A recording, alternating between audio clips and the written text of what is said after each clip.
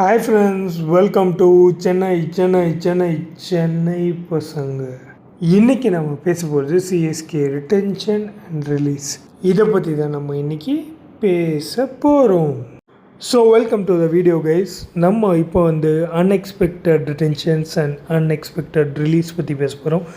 Unexpected ரிட்டென்ஷனில் first என்னோடய லைனில் இருக்கிறது ஜேமி ஓவர்டன். நான் எக்ஸ்பெக்ட் பண்ணவே இல்லை ஜேமி ஓவர்டனை ரீட்டைன் பண்ணுவாங்கன்னு நான் எக்ஸ்பெக்டே பண்ணல. பட் அவங்க ரீட்டைன் பண்ணியிருக்காங்க, இது நல்லது தான். ஓகே, ஸோ சாம் கரன் போயிட்டார். சாம் கரனோட ஒரு literally like to like replacement Jamie Overton plan பண்ணியிருக்காங்க.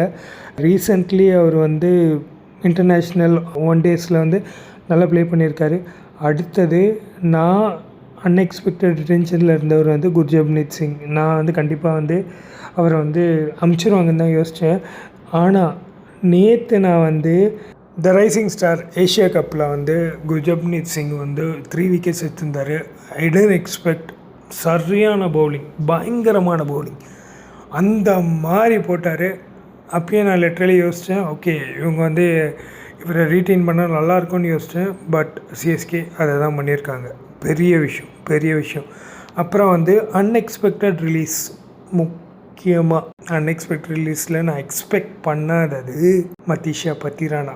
நான் மதிஷா பத்திரானோட ஒரு ஹியூஜ் ஃபேன். என்னென்னா நான் எல்லா டீம்லேயும் பயங்கரமான பிளேயர்ஸ், ஒரு அன்ஆர்த்தடாக்ஸ் பிளேயர்ஸ் இந்த மாதிரிலாம் எடுக்கும்போது எனக்கு ரொம்ப பிடிக்கும். லிட்ரலி நான் ஒரு இன்னோவேட்டிவான பர்சன். நான் அதனால் கிரிக்கெட்லேயும் ஒரு இன்னோவேட்டிவான பிளேயர் எடுக்கணும், அன்ஆர்த்தடாக்ஸ் பிளேயர் எடுக்கணும் அப்படின்னு நான் நிறைய வாட்டி யோசிச்சிருக்கேன். பட் சிஎஸ்கே எனக்கு தெரிஞ்ச 2021 வரைக்கும் அவங்க போனது எல்லாமே ஆர்த்தடாக்ஸ் பிளேயர்ஸ் தான்.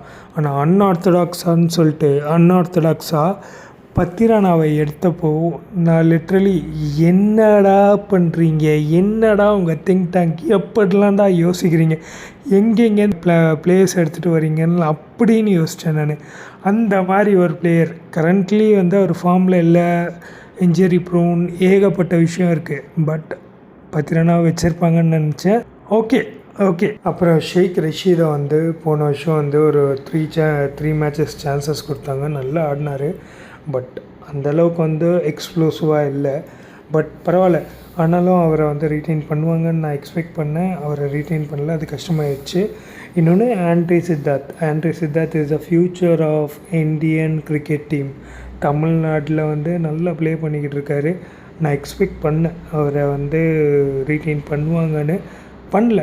ஓகே, சிஎஸ்கே ஆஸ் அதர் என்ன சொல்கிறது, வேறு லெவல் மோட்டிவ் இருக்குது. சிஎஸ்கே வேறு லெவல் நிறைய பிளேயர்ஸை அவங்களோட ட்ரையல்ஸில் கூப்பிட்டுட்டு அவங்க வேறு ஒரு பிளானில் இருக்காங்கன்னு தெரிஞ்சுது. சரி, ஓகே, ஃபைன். சரி கைஸ், இப்போ உங்களுக்கு அன்எக்ஸ்பெக்டட் ரிலீசஸ், அன்எக்ஸ்பெக்டட் ரிட்டென்ஷன் யார் இருக்காங்களோ அதை எங்கள் கமெண்ட்டில் அப்டேட் பண்ணுங்கள். ஃபைனலாக நம்ம பேஜை லைக், ஷேர், சப்ஸ்கிரைப் பண்ணுங்கள். I expect this. Thank you.